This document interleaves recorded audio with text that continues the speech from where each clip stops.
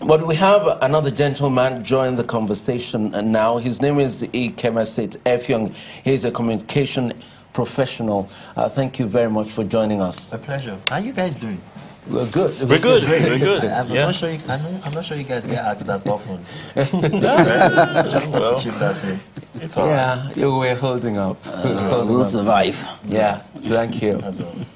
All right. I believe you saw part of our conversation, which dovetailed into funding for the Nigeria police. Appalling figures that we heard there. As a citizen who just heard that kind of revelation, where does this leave you?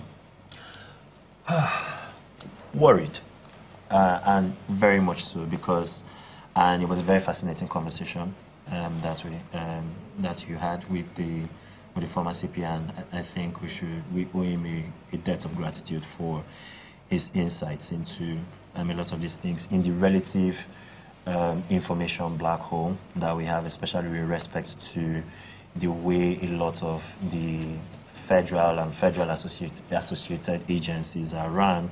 An insider's perspective oftentimes is very revelatory in this regard.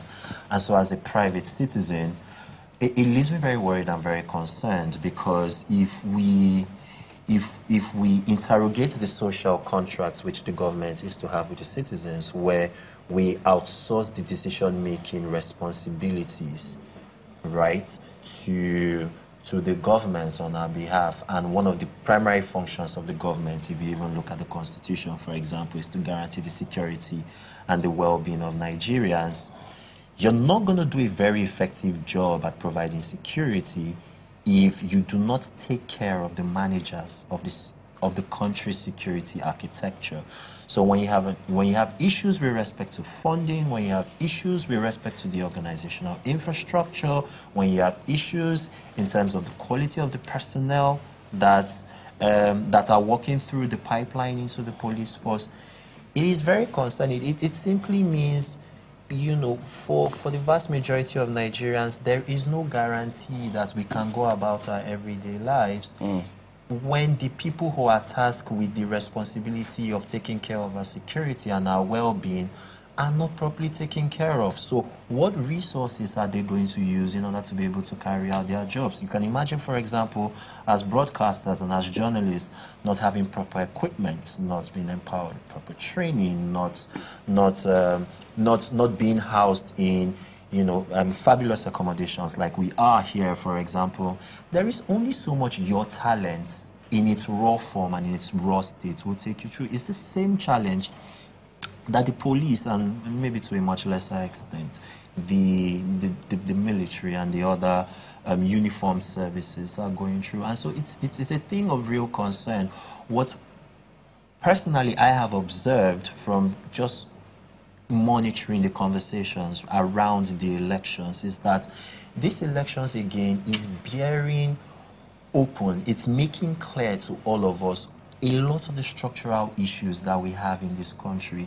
And if we keep thinking, we have back to our conversation, you know, back on Friday, if we keep looking at the process of electioneering as this mechanical 4-year thing that we do periodically, and we don't situate it in its proper context, which is to understand that this is just one part amongst many of all of the things that we are going to be experiencing as Nigerians, and we need to start dealing with the structural issues, which would make it easier for us to have more credible, free and fair elections.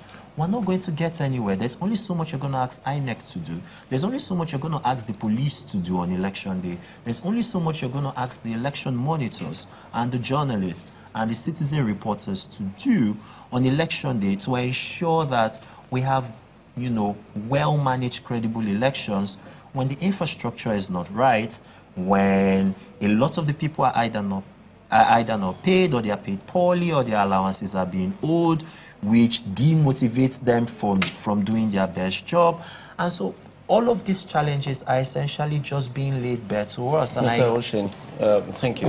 Sure. Mr. Oshin, I was even going to just like a follow-up, like why does it appear that, you know, we go to sleep every time, you know, it's an election year and this issue keeps popping up, you know, especially with the police in terms of getting them well prepared and all of that. I mean, the challenges are there, but it just keeps staring us in the face, like every election cycle. I mean, are we not learning anything? Are we just dancing around? And I mean, who should we start doing the blame game, or I mean, what exactly?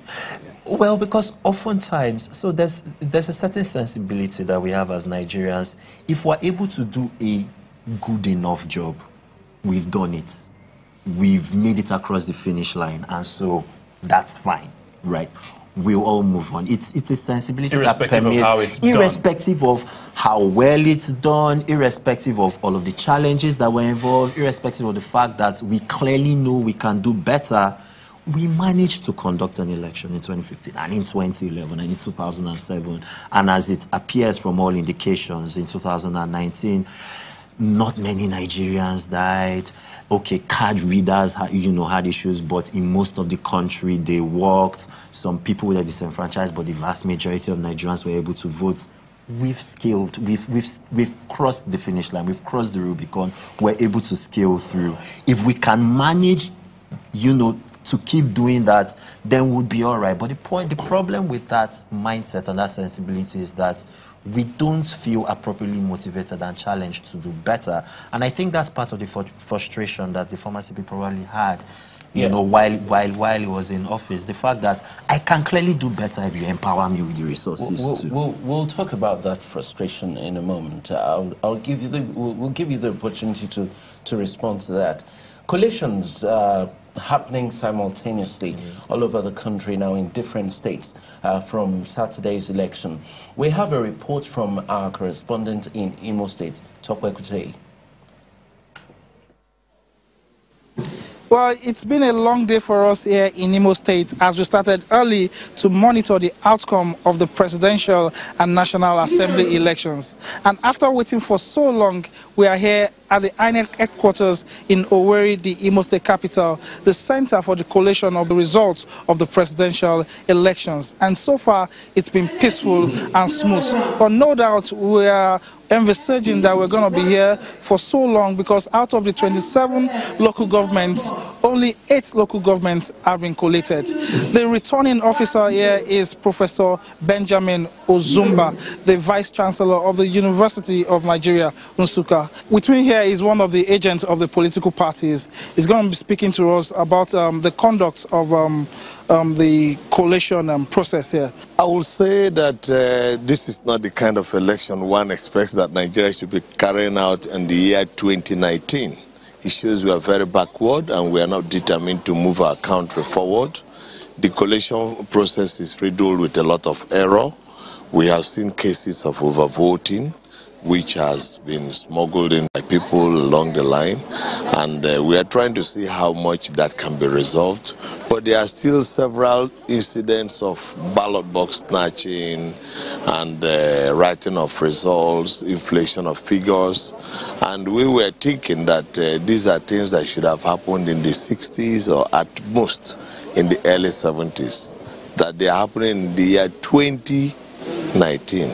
I think it's a big disgrace to Nigeria. I also have a colleague here, a journalist, who has been present since the commencement of the collation. He's going to be telling us about his views on the collation this night.